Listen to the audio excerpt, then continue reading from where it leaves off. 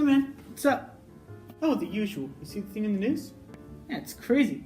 Hey, check out this story. Ridiculous. I gotta put this on my social media. Now that's obviously fake. Don't do that. So what if it's fake? It's funny. Just might be true. Come on, man. Where's your journalistic integrity? Whatever, man. I'm not a journalist. Journalistic integrity totally applies to people who aren't journalists by trade. It just means you need to be more careful about what you share. Don't see how it's comparable to social media.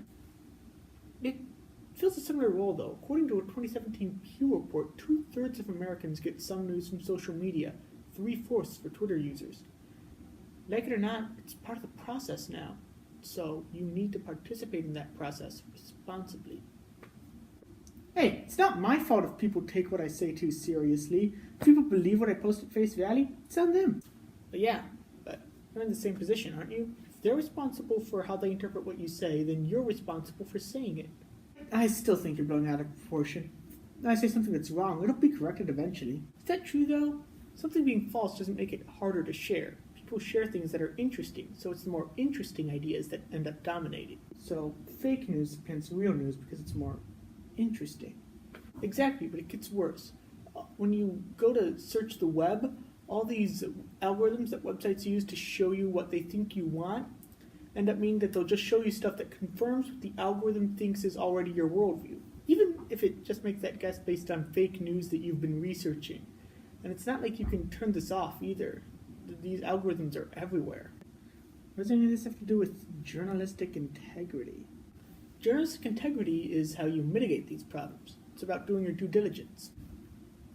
Let's see what the Society of Professional Journalists has to say about journalistic integrity. From their code of ethics, it looks like there are 4 main points. Seek the truth and report it, minimize harm, act independently, and be accountable and transparent. So you get how it connects to what I was saying earlier. It's starting to make more sense yet. So, if I seek the truth, then that means I should check whether something's true before I share it. And not sharing stuff like that minimizes harm because simply pointing something out can help spread it. Not sure about the other 2? What do they even mean for me? Before we can say what it means for you to be independent and transparent, we need to think about what it means for a journalist. I guess it means be honest with themselves and their audience about their biases and ulterior motives, but what does that have to do with me? Well, people pay attention to outrageous stories, even fake ones, and that's how they spread. So if your main goal is to get attention, then I have an incentive to post interesting lies. I get it, so what do I do? For this, I'll defer to Dan Gilmore's book, Media Active. In it, he talks about information literacy and different ways of ascertaining the accuracy of data online, but there are 2 chapters which interest us. Chapter 2 contains general advice for media users, and Chapter 5 is addressed to media creators, but is addressed to all audiences. He lists 5 points for each. For active media use, he says, be skeptical, exercise judgment, open your mind, keep asking questions, and learn media techniques. So I have to be skeptical and keep an open mind? Well, yeah, you don't want to accept or reject anything out of hand. Though open your mind also means going out of your comfort zone. What sort of questions should I ask? You can apply what's known as the CRAP test. It's a heuristic that researchers use to ascertain the quality and accuracy of sources, but there's no reason to relegate it to the realm of academia. I've heard of this! It's an acronym, right? Currency, relevance, authority, accuracy, purpose. Exactly. In addition to verifying how recent and applicable something is, you should also double-check both the facts they present and the reason for presenting them. Look up any info you can find on the author and the publisher, do a reverse image search to see where they get their pictures from, and follow any hyperlinks you find to see how useful their sources are. Sweet, now that I know. His advice for media creators is also 5-fold. Be thorough, be accurate, be fair and civil, think independently, and be transparent. Okay, I get how these would apply to me, since technically by posting on social media I'm creating content.